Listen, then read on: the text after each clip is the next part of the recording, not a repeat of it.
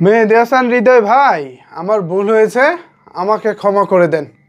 বরবাদ সিনেমার প্রচারণার সময় যখন দেখতেছিলাম বরবাদের প্রচারণা আমাদের প্রত্যাশা অনুযায়ী হচ্ছে না, তখন একটি ভিডিওতে বলেছিলাম প্রচারণা কত প্রকার এবং কি রায়হান রাফির কাছ থেকে মেহেদী হাসান হৃদয়ের শেখা উচিত। এই কথাটা বলেছি আজ থেকে প্রায় 3 মাস আগে। 3 মাস যেতে না যেতেই রায়হান রাফি আমাকে সেই কথাগুলো ভুল প্রমাণ করে দিলেন। মূলত তাণ্ডব সিনেমার প্রচারণা আমরা যেভাবে চাচ্ছি আসলেই সেভাবে হচ্ছে না। তুফান সিনেমার প্রচারণা যেভাবে দেখেছিলাম সেই সিনেমার প্রচারণা দেখে মেহেদী হাসান হৃদয় ভাইয়ের উপরে কিছুটা রাগ ঝেড়েছিলাম। তখন তার উপরে খুব ঝেড়ে বলেছিলাম, ভাই প্রচারণা কিভাবে করতে হয় রায়হান রাফির কাছ থেকে একটু শিখুন। এখন এই সময়ে দাঁড়িয়ে তাণ্ডব সিনেমা মুক্তির ঠিক 6 দিন আগে দাঁড়িয়ে এখন আমি বলতে বাধ্য হচ্ছি, রায়হান রাফি ভাই প্রচারণা কিভাবে করতে হয় মেহেদী হাসান হৃদয় ভাইয়ের কাছ থেকে শিখে নিন। আমাদের প্রত্যাশা, আমাদের চাওয়া পাওয়াকে কেউই মূল্যায়ন করতে পারে না। প্রিয়তমা সিনেমার সময় হিমেল আশরাফ যেভাবে প্রচারণা করেছিলেন, তারপরের সিনেমা রাজকুমারেই তার বিপরীত আমরা দেখেছি।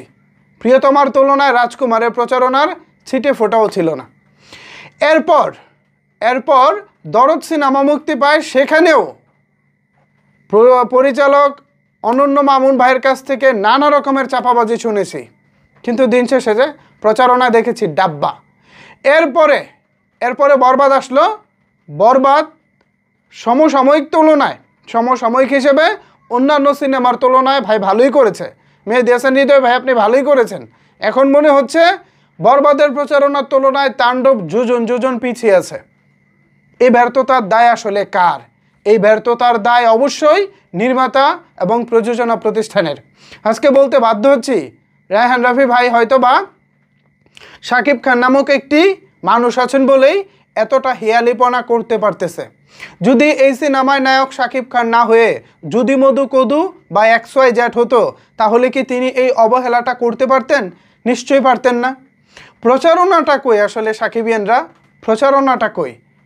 রায়হান রাফিও যে প্রচারণায় আহামরি কিছু না, এবার তিনি সেটা প্রমাণ করে দিয়েছেন।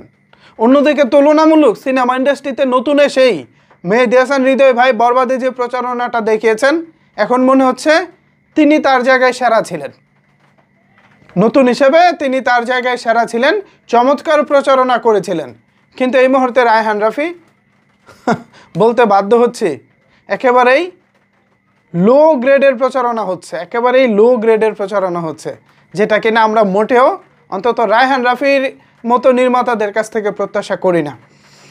তিনি তার দামাল বলি, তার পোড়ামন 2 বলি, তার পরাণ বলি, দহন বলি, তুফান বলি, প্রত্যেকটা সিনেমায় যেভাবে প্রচারণা করেছেন তার শিকি ভাগও এবার তাণ্ডবে করতেছে না। কেন করতেছে না? কি মনে হয় ভিউয়ার্স, রায়হান রাফির গাফিলতিটা আসলে কোথায়? এ বিষয়ে যদি আপনাদের কোনো কিছু বলার থাকে তাহলে নিচের কমেন্ট বক্সে জানিয়ে দিন আপনার মন্তব্য। ধন্যবাদ সবাইকে এতক্ষণ আমার সাথে থাকার জন্য।